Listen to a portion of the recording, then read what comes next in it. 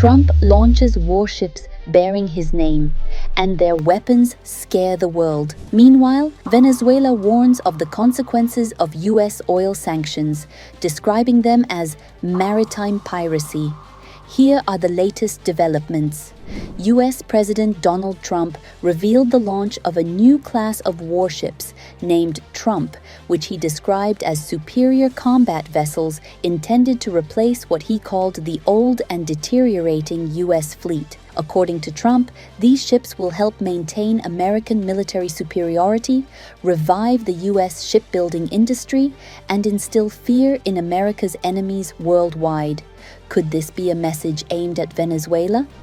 Trump explained that the new ships will be equipped with hypersonic weapons, electromagnetic guns, and cruise missiles. Each ship will weigh between 30,000 and 40,000 tons and will be heavily managed using artificial intelligence. He added that 2 initial ships will be built, followed quickly by 8 more, with an expected total of 20 to 25 vessels in the future, making these ships the flagship of the U.S. Navy.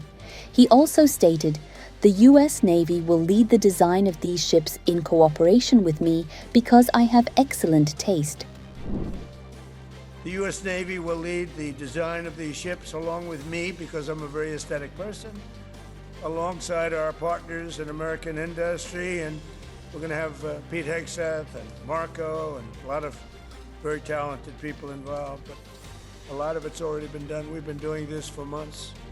Meanwhile, Venezuela announced that the U.S. naval blockade on oil tankers, whether entering or leaving the country, will disrupt global energy supplies.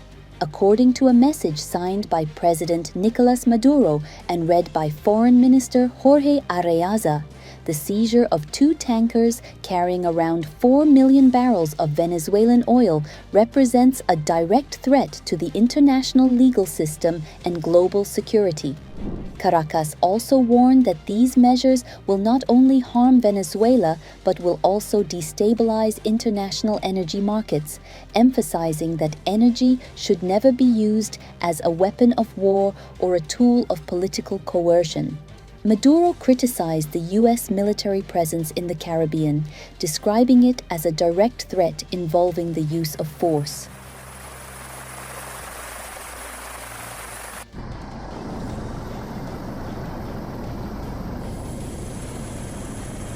While U.S. sanctions threaten oil supplies, Maduro reaffirmed his government's commitment to honoring agreements with international oil companies, such as Chevron, with utmost precision, regardless of circumstances.